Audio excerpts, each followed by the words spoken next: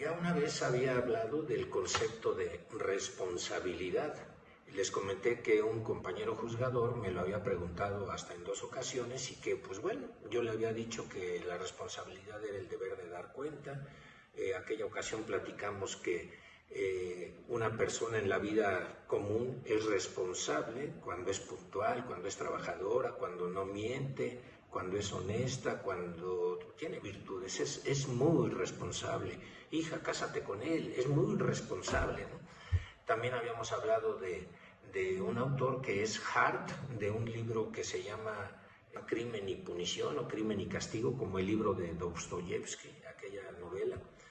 Y también hablamos de Roxin, que había aumentado el concepto de culpabilidad y lo modificó por el de responsabilidad, de manera que para él la responsabilidad se compone con la culpabilidad, es decir, cuando una persona es imputable, cuando tiene conciencia de la antijuridicidad y cuando le es exigible otra conducta.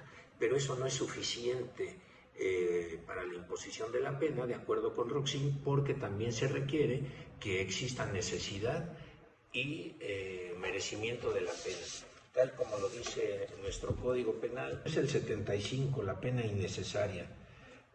Cuando la pena resulte, a pesar de haber culpabilidad, cuando la pena resulte notoriamente innecesaria e irracional, pues no ha lugar a la imposición de la pena. Y ahí dice 3 supuestos.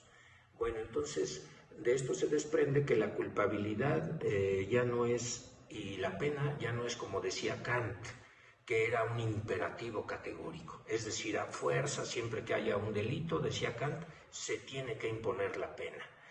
Es muy conocido el ejemplo del barco, donde Kant dice que si unos náufragos sobreviven y quedan en una isla desierta y después de algunos años viene un barco y los rescata, no puede llevar a cada persona a su respectivo país porque primero se tiene que cumplir la última pena que se haya dictado en esa isla. O sea, la pena era un imperativo categórico. Ya no es así, ya no es tampoco como se decía en la doctrina, que la culpabilidad es el fundamento de la pena, o sea, tienes culpabilidad, puedes imponer la pena. Ahora creo que con este artículo 75 y las aportaciones de Roxin, ahora la culpabilidad se ha convertido en una condición necesaria, pero no suficiente para la imposición de la pena. ¿Por qué? Porque falta ver ese criterio de necesidad y de merecimiento de pena, y falta también ver si no hay una excusa absolutoria. Ese artículo 75 habla de 3 supuestos: hay culpabilidad y por lo tanto ya hay delito, pero si el sujeto sufrió consecuencias graves en su persona, o por su precario estado de salud, o por su senilidad avanzada, no ha lugar a la imposición de la pena, de manera que puede haber delito sin pena. De modo tal que entonces la responsabilidad, investigué y encontré a 2 autores, que uno se llama Pablo Larrañaga, que tiene un libro que precisamente se llama El concepto de responsabilidad, y a otro que se llama Rodolfo Andrés Correa, que tiene otro libro que se llama La responsabilidad extracontractual del Estado, algo así es el título.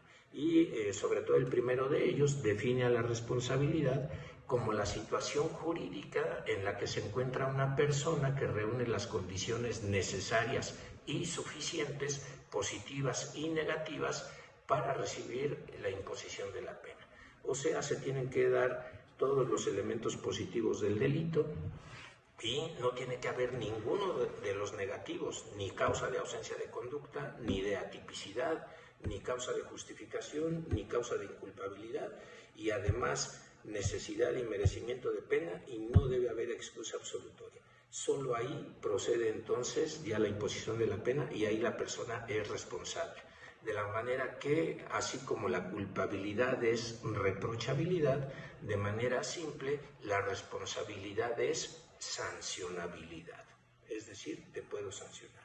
Porque es diferente un delito de un hecho punible.